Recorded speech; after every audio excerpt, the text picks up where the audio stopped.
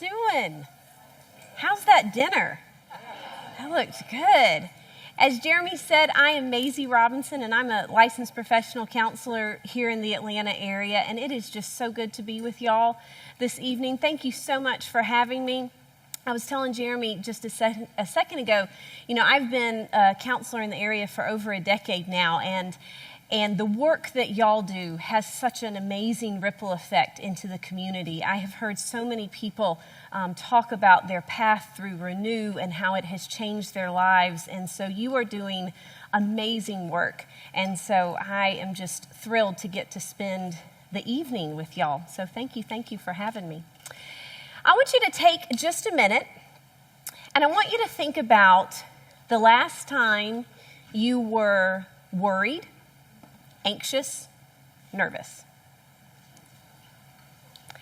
How did you know you were worried or anxious or nervous? What were the signs? Where did you feel it in your mind or in your body? The thing about anxiety is that it is a full contact experience. We experience anxiety all over our body, in our thinking, in our feeling. We experience anxiety all part of our being. And the thing that we want to remember about anxiety is that it is normal to feel anxious. It's part of the human condition. Everyone feels anxiety. And I'll tell you that if anyone tries to tell you, oh, I never feel anxious, I always have peace, I always choose joy, then I would say, they are either lying, they are in denial, or they are incredibly disconnected from their own emotions, because everyone experiences anxiety. So if you find yourself ruminating sometimes, if you find yourself nervous, if you find yourself worried, you are not alone. Anxiety is normal. However, living in the grip of anxiety does not have to be your normal. There is another way. Anxiety does not have to control your life, your mind, your emotions, your relationships. There is another way. And part of discovering that other way is beginning to understand anxiety, what it is, what it's not. Understanding the difference between when anxiety is trying to limit us and keep us small, and when anxiety is trying to protect us and to actually help us. The way we live in the freedom that Christ wants us to have is that we learn to understand anxiety, and we learn to understand what it looks like and what it sounds like in our lives. And so that's what we're going to do this evening. We're just going to have a conversation about understanding anxiety. And I thought a good place for us to start would be to just start with a definition of what is anxiety. Well, according to the DSM-5, and the DSM-5 is the Diagnostic and Statistical Manual of Mental Health Disorders, so it's kind of like the Bible of mental health diagnoses. The DSM-5 defines anxiety as the anticipation of a future threat.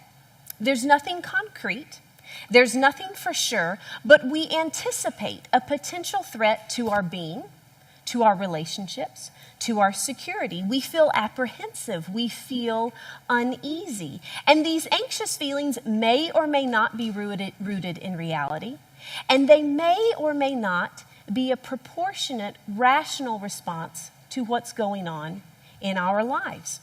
Anxious feelings impair our ability to act. They impair our ability to communicate with others. They impair our ability to change, to make decisions, to focus and live in the present. Because think about it, when you are anxious, you are either replaying the past or you are trying to predict and control the future. You are not living in the present. One of the things that I find helpful about understanding anxiety is understanding its relationship with our fight or flight response. Now, probably most of us are familiar with our fight or flight response and what it is. So let's just review that for just a second. Our brain's one job is to keep us alive. And I'd say by the fact that we are all here, our brain's doing a pretty good job of that. And so the way that our brain keeps us alive is our brain is constantly on the lookout for threats, for danger, for tigers, if you will. The problem is our brain does not understand degrees of danger. For our brain, we are either safe or we are not safe. It is a very black and white situation for our brain. And so our brain is constantly scanning our environment, looking out for those tigers. And what can happen is that our brain can see a lot of tigers, but really there aren't that many tigers out there. And so when your boss says, "Hey, would you mind stopping by my office after lunch? I want to talk to you about something," right? Or when your child acts up in public, or when you're having conflict with a loved one, or when you have to have a hard conversation, your brain perceives that as a threat to your security, and so it sends you into fight or flight mode. And so what does that mean? Well, it means that adrenaline starts pumping through your veins. It means that your muscles tighten, right? Because you got to fight the tiger or you have to run from the tiger. It means you become hyper alert, hyper aware to everything that's happening around you. It means that your digestion stops.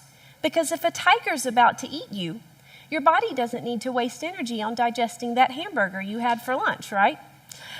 It means that your blood sugar increases to give you more energy so you can run from the tiger. Your heartbeat increases. Your blood pressure increases, again, to give you more energy. More oxygen starts flowing through your body so you can breathe, so you can run. Cognitively, your thinking changes. You become incapable of making long-term decisions. You can only decide right there in the moment, run from the tiger, fight the tiger. It becomes impossible to recall things from the past. And so if you look at this list, you can see why during anxious or stressful times in your life, you might find that it's really hard to sleep. You may find that your sleep is disturbed because you have all of that adrenaline running through your body. You may find that it's hard to recall things. You may find that you have digestive problems because your body's not digesting food like it used to because your body is in fight or flight mode. Part of managing our anxiety is teaching our brains that it's not a tiger, it's just traffic. It's not a tiger. It's just my boss. It's not a tiger. It's just my in-laws, right? It's teaching our brains to slow down. Otherwise, we can end up living with these signs and symptoms. We can end up living in fight or flight mode all the time. Understanding what anxiety is and how and when it manifests can be really helpful in discerning when anxiety is trying to keep you small and when anxiety is actually trying to help you. Because I think for some people, they see all anxiety as bad. If I'm feeling anxious, that is bad. We need to shut that down. But actually, not all anxiety is bad. That's a lie that we tend to believe, that anxiety is bad. So the thing that you have to remember is that anytime we are being vulnerable, anytime we are being brave, anytime we try something new, we step outside the box, we leave the comfort zone, we are going to feel anxious. And it's important for us to understand this so that we can acknowledge our anxiety, but we can also push past it. We can move through that anxiety. If we don't understand that principle, then anxiety becomes this self-perpetuating cycle that hijacks our lives and our freedoms. And so what can happen is, let's say you start to feel anxious about something and you think, oh, I feel anxious, I feel uncomfortable, I do not like the way this feels. And you think, I'm just going to retreat deeper into my comfort zone where I feel safe and secure. Right? Because we do. We feel safe and secure in that comfort zone. But when we do this, when we retreat deeper into our comfort zone, then what happens is our comfort zone becomes smaller and smaller and smaller, and more things begin to seem like a threat to that comfort zone. And what we think we're doing, we think we're helping our anxiety by making it go away, but in truth, we are strengthening our anxiety. We're reinforcing it, because every time we avoid the thing that makes us afraid or nervous, every time we retreat deeper into the comfort zone, we are proving to that anxious voice in our mind. See that thing over there? That thing over there, that new thing? Yeah, it makes us feel very anxious, so we need to avoid. Every time we move away from that new thing, we're proving that anxious voice right. And so what we need to do is in those moments we need to lean into our anxiety, and quite frankly, we need to do the thing that we're afraid to do. But on the other side of the coin, sometimes I think people don't always listen to their anxiety, because sometimes our anxiety is not trying to limit us. It's actually trying to help us. It's trying to protect us. Remember, the whole point of anxiety is to keep us alive. One of the things that I've observed in working with clients is that sometimes they don't heed their anxiety. They don't listen to the message that anxiety is trying to give them.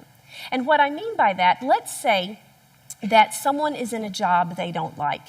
They are just dying on the vine with this job. And every Sunday, starting as soon as they get up Sunday morning, they feel anxious about going to the job Monday morning. And this is every week, just repeats itself over and over again. Rather than paying attention to that and going, I don't think I'm supposed to feel this way. I don't think work should be this hard. I don't think it should elicit this physical, emotional, mental response. Rather than heeding their anxiety, often what happens is they end up numbing their anxiety. They end up ignoring it, stuffing it, trying to push it farther and farther away. And when we do that, when we ignore our anxiety and the message it's trying to give us, we end up staying in bad situations longer than we need to. Because anxiety is always telling us something. Always. Anxiety always tells us something. And our challenge is to learn if our anxiety is trying to limit us, keep us small, or if our anxiety is trying to protect us, help us, warn us. Sometimes, as we said, we have to lean into the anxiety. We have to do the thing we're afraid to do. We have to push past the comfort zone. And sometimes we have to listen to the anxiety, and we have to stop, and we have to make hard changes in our life. If we can learn that distinction in our minds, in our bodies, in our spirits, then we will experience that freedom from that paralyzing, limiting anxiety. We will be able to fully live this life God has given us, rather than just breathing a little and calling it living, to paraphrase a Mary Oliver quote. So, speaking of learning those distinctions in our own anxiety, I thought it might be helpful to just briefly discuss the distinctions between stress, anxiety, and a true anxiety disorder, because I think sometimes we use those terms interchangeably, and really they're quite different. So, stress is short-term. Stress is triggered by a specific event. And when that event is over, then the stress goes away. The stress is resolved. Anxiety is more global. It's more of a worldview where everything feels like a threat, or a lot of things feel like a threat. So how do we know when we're experiencing anxiety, but our anxiety is beginning to drift into something more serious? Well, that's when we want to pay attention to what's called FDI, the frequency, the duration, and the intensity. So how frequent are we experiencing anxious symptoms? When they appear, are they lasting longer and longer? Are they getting more and more intense? So in other words, are you beginning to have more bad days than good? And this is really an important thing to consider, not just in your own life, but in your work with care receivers. Are you noticing that from week to week, they continue to talk about the same thing? They seem to be ruminating. They seem to be repeating themselves. They seem to not be able to implement some of the coping strategies y'all have discussed. If so, that's a sign that maybe they aren't dealing with normal anxiety, if you will, but their anxiety is drifting into something more serious and more significant. If our anxiety is becoming more frequent, if it's affecting more areas of our lives, if it's growing more intense, if it's lasting longer and longer when it starts to pop up in our lives, then what you might be dealing with is an anxiety disorder. And regardless of where your anxiety falls on the spectrum, the important thing to remember is that anxiety is highly treatable. Anxiety is always treatable. And I think sometimes when we struggle with anxiety, we feel like, oh no, I'm beyond help. I'm just going to live and suffer in the grip of anxiety. But remember, it's normal to feel anxious, but we don't have to live in the grip of anxiety. It is treatable. There is another way. So, how do we treat anxiety? Well, what you have to remember, like we said at the beginning, anxiety affects our entire being. It affects our thinking, our feeling, our behavior, and it affects us spiritually. So when we're working with someone who has anxiety or when we're dealing with our own anxiety, we want to treat the whole person. So let's start off by looking at the cognitive aspect of anxiety, our thinking. You know, anything can make us anxious. Anything can make us anxious because in a lot of ways, anxiety is all about perception. What makes you anxious, what you find scary, what you find a risk, I may not perceive it to be that way at all. Our perception of a situation influences how we handle that situation. So, when we are feeling anxious, we want to ask ourselves, this is the money question, this is the key question, this is the question that I think can revolutionize all of our lives. We want to ask ourselves, what is the story I'm telling myself? What is the story I'm telling myself right now? What's the story I'm telling myself right now about this situation? What's the story I'm telling myself right now about myself? Because we are always telling ourselves a story. So when our brain sends us into fight or flight mode, all these things happen within our bodies. But the other thing that happens in fight or flight mode is that our brain begins to write a story. You see, our brain does not like uncertainty. Uncertainty is deemed as a threat from our brain's perspective. So when our brain is feeling threatened, when our brain thinks, uh-oh, we're in danger, we're not safe, we're in danger, what our brain wants to do is to give us certainty, to give us a sense of control. Because if our brain can create certainty, if our brain can write a story with an ending, then our brain feels like we are in control. The problem with this is that our brain does not necessarily write accurate stories, right? Our brain just wants a story with an ending. Tiger's going to eat us. That's it. The end, right? And more often than not, our brains tend to write negative stories. Our brains tend to write worst-case scenario stories because, in an odd way, it's part of the survival mechanism. If I can think of the worst possible thing that might happen to me, then I can prepare for it, and then I can survive. But the problem with worst-case scenario thinking is that we end up living in the worst-case scenario. We're not preparing ourselves. Instead, we are just dress rehearsing tragedy, and we are living in fight or flight mode, as we said earlier. So, number one, we want to identify the story that we're telling ourselves, but number two, we want to remember this general rule of thumb. Whatever you repeat, you will memorize. Whatever you repeat, you will memorize. So, for instance, the only way any of us know that the Declaration of Independence was signed on July 4th, 1776, is because we have heard that fact repeated over and over and over in our lives. So, how does this general rule of thumb apply to anxiety? Well, if we are constantly repeating negative thinking, worst-case scenarios over and over in our minds, then they will become fact for us. Good things don't happen to people like me.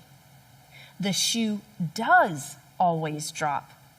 I shouldn't let myself get excited or feel hopeful. I'm not hireable. I'm not lovable. We have to be careful what we repeat to ourselves, because whatever we repeat will become fact. It will become truth. And more often than not, we repeat lies. and those lies become our truth, and we become imprisoned in those lies, repeating them over and over and over again. If you remember the lies versus truth exercise in your Renew curriculum, that's such an amazing exercise, that list of lies and the corresponding truth. That's such a great exercise. But if you recall that exercise, you can see how if people believe those lies, if we believe those lies, then we will live in a constant state of anxiety. So for example, the lie of, I must be in control to be safe. If you believe this lie, then uncertainty, vulnerability, taking a risk are immediately deemed unsafe because you're not in control. And so you are going to end up spending your entire life trying to control everything, and you're going to live in anxiety. If you believe the lie, I cannot be okay or at peace if those around me are not okay. If we need others to be happy in order to be happy, if we need others to be okay in order for ourselves to be okay, then what happens is we end up living our lives over-functioning, enabling, trying to control the other person, and we're just living in a sea of anxiety where we have hitched our emotional well-being to someone else's train. And then I combine several lies here, but the lies of I must perform, I must not fail, I must be the best to have love, worth, value. These lies can be life-changing, because if you believe these lies, then everything is high stakes in your life. Everything is high stakes in your life because everything outside of yourself is determining if you have value, if you have worth, if you have love, and everything is a threat to taking that away from you. And that is living in an anxiety pressure cooker. When we live under the weight of these lies, they feed that inaccurate story we're telling ourselves. So when working to address our anxious thinking, we want to identify the story that we're telling ourselves, but we also want to be very careful what we are repeating to ourselves. We want to be very careful what we have memorized, so to speak. And if we can identify both of those things, then we can begin to change our thinking. And when we change our thinking, we're then able to change our feeling. So one of the other lies that I noticed on that exercise was that emotions always represent truth. This is a lie that I think many of us believe. And so we get caught in the trap of, I feel unworthy, I am unworthy. I feel like a failure, I am a failure. I think a lot of us get caught in that trap. Emotions are not always based in truth, but they are always valid. And what I mean by that is we can't always believe what our feelings are telling us, but we always need to listen to what our feelings are saying, because our feelings are trying to tell us something. And usually they're trying to tell us the story that we're telling ourselves about the situation or about ourselves in the situation. So when we stuff our feelings, when we ignore them, when we try to avoid them, we think this is helping our anxiety. We think, oh, I'm no longer anxious. I'm not feeling anything. It's great. It's great to be numb. It's great to be numb. But in actuality, we are making our anxiety worse when we don't allow ourselves to feel all of our emotions, because our emotions will eventually come out. And the amazing thing is, you get to choose how they come out. So our emotions can come out in the form of journaling, in the form of processing, in the form of talking to a mentor, talking to a friend, or our emotions can come out in the form of rage and panic and physical illness because we have stuffed them away. Our emotions always come out. So when working with anxiety, we want to be emotionally curious. That's one of my favorite phrases. We want to be emotionally curious. You just want to be curious about your feelings. How am I feeling today? If you notice on your table, there's a colorful feeling wheel. I'm a big fan of the feeling wheel. The feeling wheel is your friend. And I like to give feeling wheels to my clients, and I encourage them to take a picture of the feeling wheel, because Carrying around paper is a little cumbersome in this day and age. But I encourage them to take a picture of the feeling wheel so that they'll always have it on their phone, and 3 or 4 times a day to just check in with themselves. How am I feeling? How was I feeling during that meeting? How am I feeling about this upcoming dinner that I'm supposed to have this evening? We just want to be curious. We don't want to judge ourselves. We don't want to chastise ourselves. We just want to notice and be curious. I'm feeling kind of down today. I wonder what that's about. I wonder what all I'm feeling. Let me look at my feeling wheel, right? So using the feeling wheel can help us identify all of what we're feeling in that moment. And once we've identified what we're feeling, we want to get those feelings out in a productive manner. Because when we stuff our feelings, they just fester. So we want to externalize our feelings. We want to journal. We want to talk with a friend. We want to process with someone. We want to get them out. And understanding our thinking and our feeling helps us then choose the behaviors that lead to freedom rather than choosing behaviors that just reinforce our anxiety. So, what are some examples of behaviors that we do when we're feeling anxious? What are some examples of things that we do that we think actually are helping our anxiety, but really end up just strengthening and reinforcing our anxiety? At the top of the list, I would say avoidance. A lot of us avoid. I'm just not going to think about it. It makes me anxious when I think about it. I'm not going to do it. It makes me anxious when I try to do it. I'm just going to avoid. Addiction. Addiction is a very common way in which people try to manage their anxiety. Staying busy. Honestly, I would say this is the number one. This is the most popular behavior we fall into when we are feeling anxious. I'm going to be busy, and then I don't have to think about it, and I'm going to be busy, right? Underfunctioning, overfunctioning, getting angry, lashing out. You know, oftentimes when we are angry and we lash out, lose our temper with someone, it is often because we are actually anxious. Numbing, withdrawing. If we are not careful, our behaviors will reinforce and strengthen our anxious thinking and feelings. So, if we want to experience freedom from our anxiety, we have to address the whole package. We have to address our thinking and our feeling and our doing because they all reinforce and feed off of each other.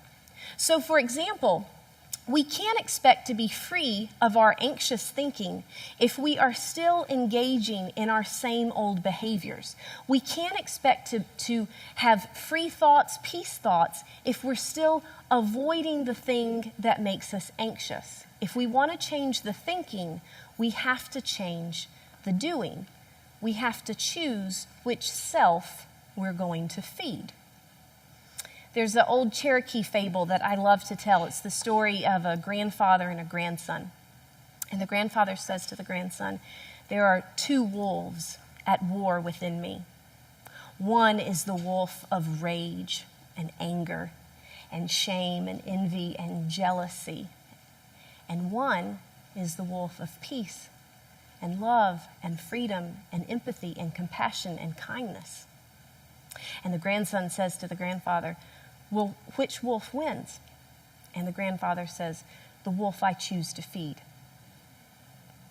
So which wolf in your life are you choosing to feed? Are you choosing to feed the anxious wolf? Or are you choosing to feed the wolf of peace and freedom? Are you choosing to feed the anxious wolf by doing the same old behaviors and engaging in the same old thinking? Or are you choosing to feed the wolf of peace and freedom and engage in new behaviors and practice new thinking? Anxiety is highly treatable. And as counterintuitive as it may sound, the way we treat anxiety is we have to be willing to get comfortable with being uncomfortable. We have to do the things we are afraid to do. We do. We have to make the changes we need to make. We have to apply for the job. We have to go on the date. We have to show up to the party alone. We have to leave the toxic relationship. We have to go after the dream. We have to choose which wolf we're going to feed. So, for instance, let's say something happens and you start to feel anxious. In that moment, you have a choice. In that moment, you can engage in your old way of doing things. You can pick up your phone. You can start numbing by scrolling through Facebook or Instagram. Or, in that moment, you can choose to do something different. You can choose to journal. You can choose to break out the feelings wheel and check in with yourself. You can choose to call a friend and share with the friend what's going on. You can choose to do the thing that you're afraid to do. We may not always be able to choose what triggers our anxiety, but we can always choose how we handle our anxiety. So what are some good things to do when we're feeling anxious? At the top of the list, I'd say talk to someone. Remember, we said just a second ago, we want to get it out. We want to externalize. Feelings that stay inside, they just fester and they grow like fungus. So we want to talk to someone and share how we're feeling, share what we're thinking. I have a therapist friend of mine who says, never worry alone. And that is just a great rule of thumb. And I think that's also the beauty of what you do and the beauty of what you provide, because you can be that person that someone worries with. You can be that person that someone shares their fears and their anxieties with. We want to breathe, and I know that might sound a little obvious or not obvious or what have you, but we want to breathe. Breathing when we are feeling anxious is incredibly important because it gets our bodies and our minds back online. It slows our body down. It slows that fight or flight response down, which then allows our mind to slow down. There are lots of breathing exercises out there. My favorite is called boxed breathing, simply because it's the easiest one to remember. And so with the boxed breathing, you inhale for a count of 4, you hold for a count of 4, you exhale for a count of 4, and you hold for a count of 4. So it's just 4, 4, 4, 4.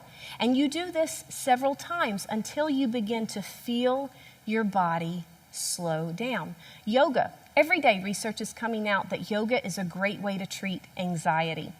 Setting boundaries. In relationships, if you're in a relationship that makes you very anxious, setting boundaries is a wonderful thing to do. Journaling. Creating and practicing mantras. Remember, whatever you repeat, you will memorize. And so we want to make sure we're repeating the truth. And so whether it's a line from a song, a scripture verse, just a phrase that you make up in your mind, you want to repeat that truth over and over and over again as a way of dislodging that lie.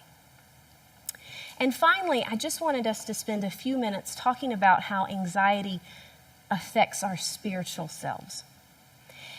Anxiety most definitely is connected to our spiritual selves, to our spiritual life.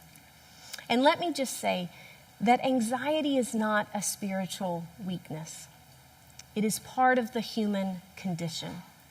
Anxiety is about our need for certainty. Anxiety is about our need for control and realizing we don't always have a lot of control.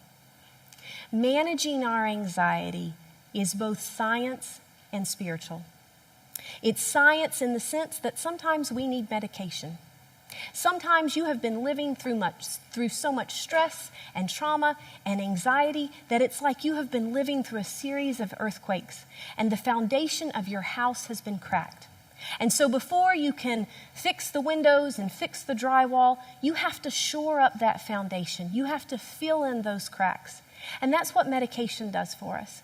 It shores up our foundation. It fills in those cracks so that we can then begin to address our anxious thinking, so that we can then begin to implement new behaviors. It's science in that sometimes we need therapy, and that's okay.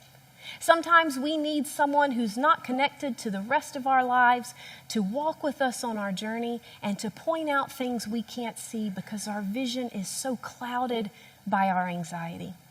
It's science in the fact that things like breathing exercises and yoga and identifying the story we're telling ourselves are all research-proven methods to lower our anxiety. But it's also spiritual. It's spiritual in the sense there is real beauty and freedom in finally surrendering to the power and the faithfulness of God. There is real beauty and freedom in accepting our humanness and accepting our limitedness and not seeing that as a bad thing, and accepting the fact that we are going to mess up. We are going to disappoint someone. We are going to make a mistake. And that doesn't mean that we are a mistake. That doesn't mean that we are a disappointment. There is beauty and freedom in accepting that and not feeling anxious about it. There's beauty and freedom in recognizing that if God is powerful to upend all of your carefully laid plans in life and to hand you a life that you didn't expect or want, then He is powerful enough to make you okay with that life. He is powerful enough to give you peace in that life because He said, "Lo, I am with you always. I will never, ever leave you." Living free despite our anxiety is both science and spiritual. It is not either or, it is both and. And every bit of research out there will tell you that the one thing that a person needs in order to recover from depression and anxiety is hope. They have to have hope that it will be better someday. They have to have hope rooted in that mustard seed of faith that says, I don't know how, I don't know when, I don't know the circumstances, but I know that how I am now is not how I will be forever. One of the most repeated phrases in Scripture is "do not fear." And I think oftentimes we see that repetition as admonishment, and then we feel guilty and we feel ashamed for feeling anxious. But I don't think it's admonishment. I think it's a reminder. God knows how easily we can become anxious.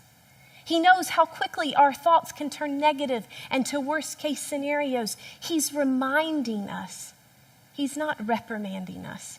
And like the good Father He is, He reminds us to not fear because He is with us, because He can see much farther down the road than we can, because He can see a much larger vision for our lives than we can even fathom. And so He reminds us, do not fear.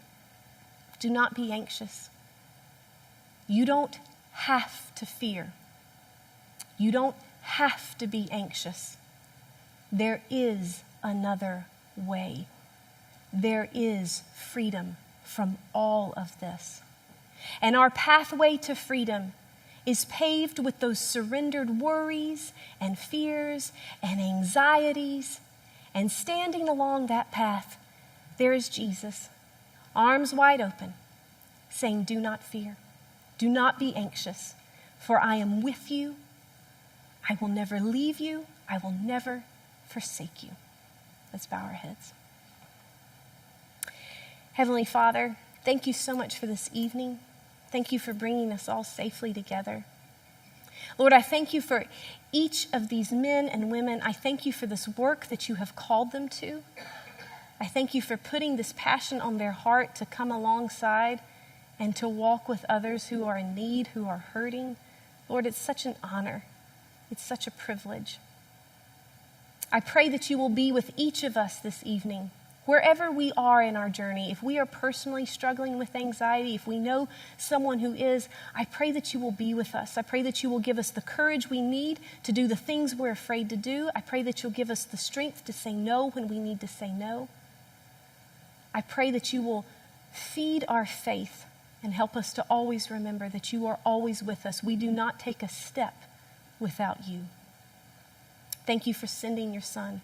Thank you for loving us so much that you came back to get us. And in your name we pray. Amen. Thank y'all so much for having me.